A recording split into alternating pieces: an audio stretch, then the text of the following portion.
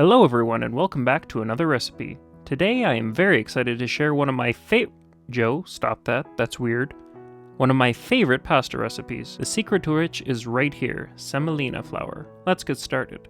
First we're going to need to combine equal amounts of semolina and all-purpose flour, and we're going to add a little bit of table salt, half a teaspoon or so. That's right out of the box. That's the kind of risk-taking, wild-card, loose cannon kind of guy you're dealing with. We're going to mix this together with a fork until combined. You could of course use store-bought pasta, but I think you owe it to yourself to try making pasta from scratch at least once in your life. Now as you can see here, we're making not so much a well as a pool in our flour mixture. We want it wide, we want it deep, because when we add our wet ingredients, we want to be able to mix vigorously without worrying about it spilling over our pool. Make sure there is flour at the bottom of your pool so our eggs don't stick to your work surface. Now we add our eggs as we flex our chef chops by cracking expertly single-handed. As you can see, this is very useful to do as our other hand is clearly busy with much more important things, like waiting for the first hand to finish cracking the eggs. And for flavor, a tall stretch of olive oil. Now we take a fork and start beating the eggs, careful not to have them spill out. As you go, you want to brush the edges with your fork or use your second hand to flick flour into the middle so that it starts to mix with the eggs. You want to do this relatively slowly so that everything mixes thoroughly and doesn't clump. The thicker the mixture gets, the more careless you can be, until finally, when it's like pudding, we can go all out. When you get to this point, you can start kneading the dough by hand, but if you have one, it's much cleaner to use a bench scraper and to fold and scrape. Do this until it comes together and then start kneading with your hands. And knead, and develop carpal tunnel, and knead, and knead. This is going to take a while. You're going to want to go for a minimum of 5 minutes straight, but optimally at least 10. And here I'm definitely not taking a break. I'm probably just going to do something manly, like do some push-ups or run a 5K or something. Definitely not whining about how much my hands hurt. The longer you knead, the smoother the dough will be, and the easier it'll be to work and shape later on. Now we just want to shape it into a flat disc. I'm just using my bench scraper to make the edges uniform, and then we're going to use plastic wrap to wrap it tightly and let it rest at room temperature for half an hour. Now onto our cream pesto. Instead of pine nuts, which are standard in pesto, I'm using pistachios. We need about 60 grams of pistachios once they're shelled. And there we go, 60 grams of 56 grams, okay, back to 60 grams of pistachios. Now we're going to blend our pesto. In a food processor, we're going to add our pistachios, 20 grams of basil, then I added a third of a cup of olive oil and 20 grams of Parmesan Reggiano cheese. And finally, about a teaspoon of salt. Pulse this, scrape the sides down, and pulse again. You're going to be blending for about 5 minutes total. So eventually, it'll all start turning into a paste, and it'll start turning a darker green color. And finally, when it's done, it'll be a beautiful pesto that looks like this. I like to add some protein to my pasta, so I'm going to go with chicken breast. If you're doing this in a stainless steel pan like I am, be sure to heat your pan in oil until it's very hot. How hot, do you ask? Well, hotter than this. This is Joe. Joe didn't heat his pan hot enough, so when he put his chicken breast in, it stuck to the pan and became part of the pan. Don't be like Joe.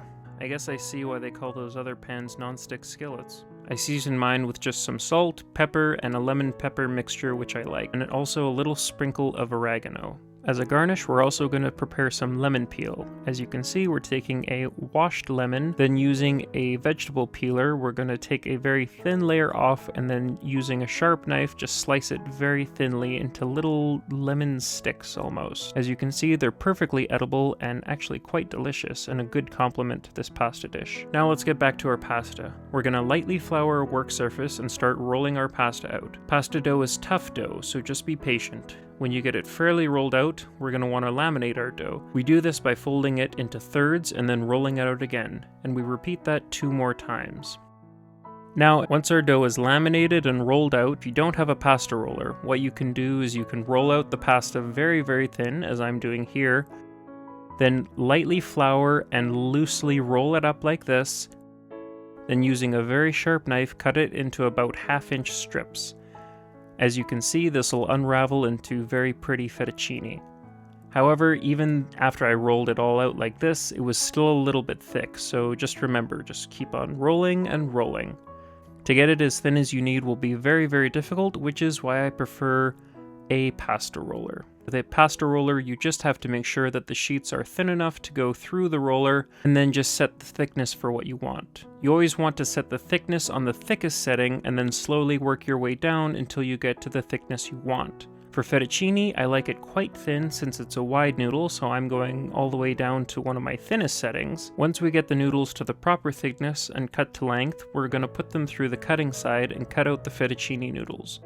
Repeat this with all your sheets, dusting with flour each step of the way. Make sure the noodles are separated and twist them into nice little nests awaiting their saltwater bath. At the stove, we're going to get our water ready by putting it on high heat with more salt than you think is necessary. Italians say that the water you boil pasta in should be as salty as the sea. In an appropriately named pan, we are starting our sauce, 2 cups of heavy cream, and our pesto mix. Stir fairly consistently. Then we're gonna add pepper. Well, a lot of pepper, apparently. Joe, that's enough pepper. Joe, seriously, stop the pepper. Stop! Ugh, finally. So you're gonna want to add less pepper than what I added. Here I'm also adding a pinch of dried oregano, which will just help to deepen the flavor. And now we let the sauce reduce on medium or medium-low heat while we stir fairly consistently until the sauce has reduced and thickened. This is going to take about 15 minutes for the sauce to reduce, so if you're using store-bought pasta, be sure to time it accordingly. At the time that it is thickened, if you are as addicted to Parmesan cheese as I am, you can kill the heat and add another ounce or so at the end, but the sauce will be just fine without it.